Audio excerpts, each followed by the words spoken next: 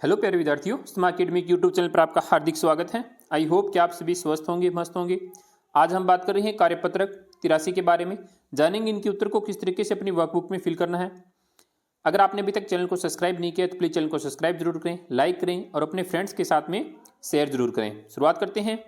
दक्षता, रेखिक युग्म, आसन कोण एवं सम्मुख कोण, यानी सम्मुख कोण को शीर्षाभिमुख कोण भी कहा जाता है, की समझ बना पाना। पहला है, निम्न में रेखाओं के नाम लिखते हुए उन रेखाओं से यानी संबंध क्या है वो भी अपने को बताना है। जैसे आपको एक आकृति दे रखी है ये, तो यहाँ पे लिखना है आपको रेखाओं में संबंध। जैसे दो समांतर रेखाओं यानी क्यू आर, देखो एक ये क्यू दे रखी है रेखा, एक आर दे रखी है, को एक तिर्यक रेखा यानी एक ये रेखा तिर्यक रेखा जिसको तिरछी काट रही है, पी एन प्रतिच्छेद बिंदुओं पर और एन प्रतिच्छेद कर रही है, यानी एक यहाँ पे काट रही है तो इसको ओ कहा गया है, यहाँ पे काट रही है इसको एन कहा गया है। इस तरीके से आपको लिखना है। इसी तरीके से आपको ये दूसरा यहाँ पे भी लिखना है। जैसे आपके पास ये दो रेखाएं हैं यानी ए और बी, तो आपको लिखना कैसे है, तो यहाँ पे ये लिखना है दो समांतर रेखाओं, यानी अब यहाँ पे क्या लिखना है आपको, ए तथा बी को प्रतिच्छेद रेखा पर, यानी प्रतिच्छेद कौन सी रेखा पर कर रही है, यानी कहाँ पे इसको जो प्रतिच्छेद कर रही है वो कौन सी कर रही है। जैसे एस और एम, तो आपको लिखना है एम और एस प्रतिच्छेद कर रही है। उसके बाद में यानी दो बिंदु बन रहे हैं, जो दो बिंदु कौन से हैं, यानी जो दो बिंदु है वो कौन से हैं, एक तो है एस है और एक एम है। तो इस तरीके से आपको इसको क्या करना है, बनाना है। यानी ये आपको जो लिखा है दो समांतर रेखाएं, तो आपको दो समांतर रेखाएं लिखने हैं। फिर यानी को बस आपको ये जो इस तरीके से रिक्त स्थान है उसकी जगह ये बनना है ए बी एम एस और एस एम।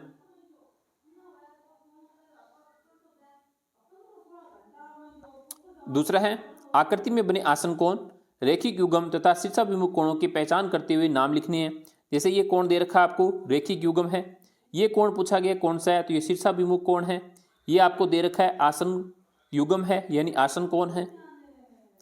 फिर है ये बताना है ये आसन युग्म है, ये भी आसन युग्म है, और ये जो कोण पूछा गया ये भी आसन युग्म है।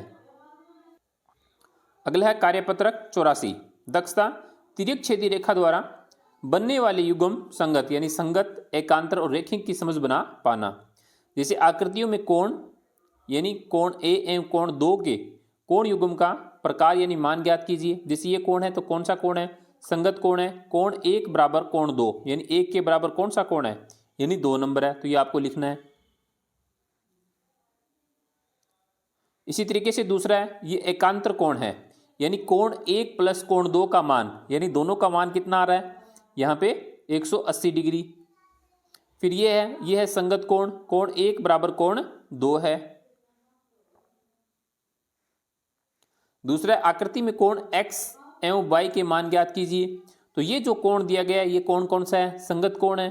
अब आपको बताना है, यानी ये कोण आपको एक दे रखा है 47 डिग्री का, तो ये 47 है तो इधर वाला भी कितने का होगा, 47 का होगा।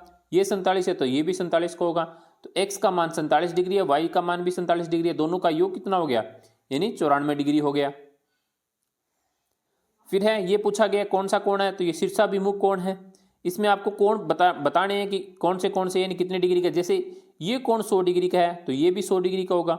अगर ये 100 का है तो ये 80 डिग्री का होगा। अगर ये 80 का है तो इसके सामने वाला भी ये भी 80 का होगा। यानी x का मान 80 डिग्री है, y का मान 80 डिग्री है, दोनों का योग हो गया 160 डिग्री। अगला अपना कार्यपत्रक 85। दक्षता, पूरक एवं संपूरक कोणों की समझ बना पाना। पहला है पूरक कोण संबंधी अवधारणा। जैसे आकृति दे रखी है आपको, ये 40 डिग्री 50 डिग्री, कोणों का योग हो गया 40 + 50 यानी 90 डिग्री। अब पूछा गया यहाँ पे क्या ये पूरक कोण है, तो यानी 90 डिग्री है, तो इसका मतलब हाँ पूरक कोण है। फिर आपको दे रखा है 50 डिग्री 50 डिग्री, तो 50 + 50 100 डिग्री, क्या ये पूरक कोण है, नहीं है। यानी 90 होता है वो पूरक कोण होता है, जो 90 से ऊपर हो गया यानी 100 हो गया वो पूरक कोण नहीं है। फिर है निम्नलिखित कोण का संपूरक कोण लिखिए। जैसे ये 105 डिग्री है और ये 75 डिग्री है, तो संपूरक कोण यानी 105 + 75 यानी 180 डिग्री हो गया, तो ये संपूरक कोण है। यानी 180 डिग्री होता है वो संपूरक होता है, 90 होता है वो, यानी जो आपको अभी अपन ने जो बात की, यानी 90 डिग्री का जो कोण होता है वो पूरक कोण होता है। फिर है दूसरा 75 प्लस 50, तो 75 प्लस 50 125 डिग्री हो गया, तो ये संपूरक कोण नहीं है। फिर है निम्नलिखित कोणों के पूरक तथा संपूरक कोण लिखिए। जैसे 28 डिग्री है तो इसका पूरक कोण यानी 28 में 62 जोड़ेंगे तो क्या हो जाएगा, पूरक हो जाएगा। संपूरक कोण, तो संपूरक कोण कितने का होगा, 180 में से 28 को घटाएंगे तो 152 प्लस 28 डिग्री संपूरक हो जाएगा। फिर 11 का पूरक कोण होगा 79 डिग्री और संपूरक होगा 169 डिग्री। फिर है 79 यानी इसका पूरक कोण हो जाएगा 11 डिग्री और संपूरक कोण हो जाएगा 101 डिग्री। फिर है 45 डिग्री, तो 45 डिग्री का पूरक कोण हो जाएगा 45 डिग्री और इसका संपूरक कोण हो जाएगा 135 डिग्री। फिर है अपना आकलन 14, घातांक रूप -1 की पावर 1 है तो इसका मान होगा -1। दो समांतर रेखाओं के बीच लंबवत दूरी सदैव रहती है, तो दो समांतर रेखाओं के बीच लंबवत दूरी होती है वो समान रहती है। अगला है रैखिक कोण युग्म के कोणों का योग सदैव होता है, तो कितना होता है, 180 डिग्री होता है। कोण 90 डिग्री के पूरक कोण का मान होगा, तो कोण पूरक कितना होगा, यानी 90 डिग्री का कोण पूरक होता है तो इसका मान कितना हो जाएगा, 0 डिग्री।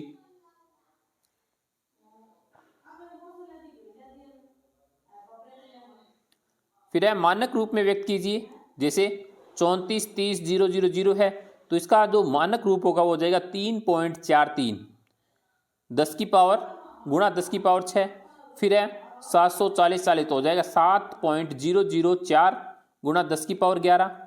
सरल कीजिए और मानक रूप में लिखिए। जैसे 3 गुणा 10 की पावर 5 प्लस 2 गुणा 10 की पावर 2, तो इसको लिखा जाएगा 300 200।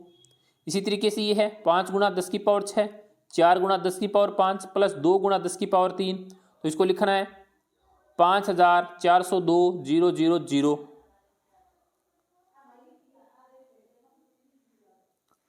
फिर है सही विकल्प के स्थान मिलान कीजिए। जिस त्रिभुज की दो भुजाएं समान हो उसे कहते हैं, तो उसे समद्विबाहु त्रिभुज कहते हैं। प्रतिच्छेदी रेखाओं से बनने वाले कोण होते हैं, प्रतिच्छेदी रेखाओं से बनने वाले कोण शीर्षाभिमुख कोण होते हैं। एक रेखा जो दो रेखाओं को दो भिन्न बिंदुओं पर काटती है तो उसे तिर्यक छेदा रेखा कहते हैं। वह त्रिभुज जिसमें एक कोण समकोण हो उसको समकोण कहते हैं। तो इस तरीके से इनको आपस में क्या करना है, मिलान करना है। अगला है निम्नलिखित कोणों के युग्मों में से पूरक एवं संपूरक युग्मों की अलग अलग पहचान कर लिखिए। जैसे 45 डिग्री और 45 डिग्री क्या होता है, पूरक कोण होता है। 135 और 45 संपूरक होता है। 33 और 57 यानी 90 होता है यानी पूरक हो गया। 115 और 65 180 हो गया यानी संपूरक हो गया। 62 और 28 90 हो गया यानी पूरक कोण हो गया। 111 और 69 यानी 180 डिग्री हो गया तो संपूरक कोण हो गया। तो इस तरीके से आपको इनको पूरा करना है। आई होप कि आपको अच्छे से समझ में आया होगा। अगर आपने अभी तक चैनल को सब्सक्राइब नहीं किया तो प्लीज़ चैनल को सब्सक्राइब जरूर करें। Thank you.